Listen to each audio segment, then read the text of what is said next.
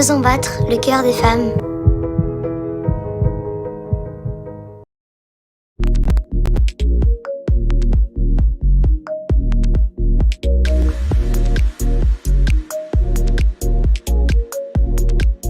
C'est un très bon thème d'abord.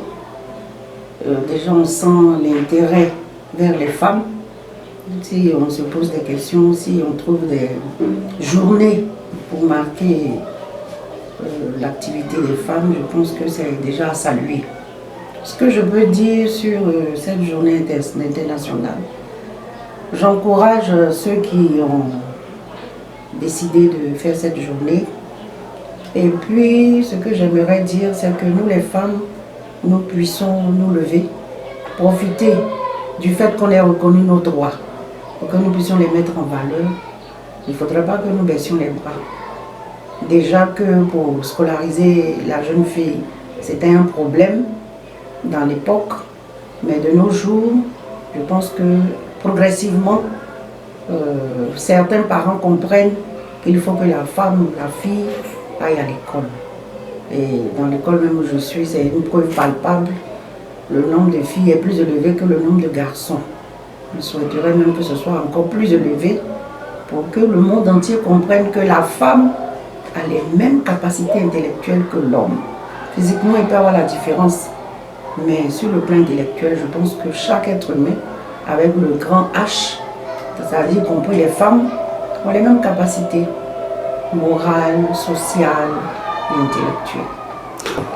Il faut déjà que la femme dise qu'elle a le droit de vendre, c'est-à-dire qu'elle a le droit à une activité. Maintenant, si elle fait une activité qu'elle voit qu'il y a l'insalubrité, c'est un droit aussi de demander à la mairie de les aider à rendre sain leur endroit pour qu'elles puissent vendre parce que c'est de la nourriture. Et même ceux qui sont dans les plus hauts lieux ont besoin de cette nourriture. Donc il faudrait qu'ils se penchent beaucoup plus vers la salubrité pour que ce soit des conditions d'environnement sains et tout ça pour que tout le monde soit satisfait. D'abord à l'État pour les féliciter, pour féliciter les membres du gouvernement qui prennent les décisions de continuer à aider les femmes. Et vraiment félicitations parce qu'il y a beaucoup de femmes dans le gouvernement. On a un ministère qui se bat pour que la femme soit à l'aise. Moi j'encourage vraiment, c'est les programmes qu'ils mettent, qu'ils établissent pour aider la femme. Maintenant je me tourne vers les hommes. La femme ne peut pas évoluer sans les hommes. C'est vrai, on dit la femme, il faut qu'elle soit indépendante. Mais l'homme à côté revalorise encore davantage la femme. Quand elle sent que son homme la soutient, elle a le courage d'avancer. Que l'homme ne soit plus dans les comportements de jalousie, s'il voit que sa femme excelle vraiment dans la vie, il faudrait qu'il soit à même de la comprendre et puis de l'épauler.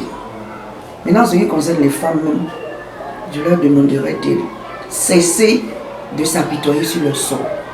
Il y a par exemple des violences verbales et physiques. La femme, son droit, c'est d'aller se plaindre. D'abord de parler à celui qui la violente si c'est son mari. D'essayer de communiquer avec lui. Mais si ça récidive, il faudrait qu'elle sache à qui s'adresser pour pouvoir entrer dans ses droits et puis avoir la paix. Donc la femme doit elle-même se valoriser. Elle doit connaître ses droits. Elle doit éviter les paroles choquantes. Et c'est ce qui fait que quelquefois la violence intervient du côté de l'homme parce qu'avec l'orgueil, l'homme se dit qu'il ne doit pas laisser la femme le dominer. Donc il faut que la femme soit humble et soumise. Être soumise, ce n'est pas l'esclavage. C'est dans la non-violence, dans l'humilité, exprimer ses désirs et puis échanger. Amener l'homme à comprendre, elle, ses besoins et puis comprendre aussi l'homme. Et puis, pour finir, c'est à l'endroit des jeunes filles, de mes petites soeurs ou de mes enfants, mes petits-enfants, de vraiment comprendre l'importance de l'école. Parce qu'il y a certaines filles dont les parents ont les moyens, donc qui les mettent à l'école, mais qui dévient, qui ne veulent pas aller à l'école, qui ne veulent pas étudier, qui prennent d'autres chemins, qui écoutent la compagnie de leurs camarades et qui se retrouvent avec la boisson, la cigarette, la prostitution, parce qu'elles veulent avoir tout facilement. Donc je me tourne vers ces filles-là pour dire que c'est elles encore qui doivent se lever, prendre leur vie en main et puis décider de leur avenir. Si elles ont eu la chance d'être scolarisées, qu'elles aient le courage de mériter cette scolarisation-là en travaillant dur à l'école comme priorité et puis après chercher peut-être à se marier et tout ça.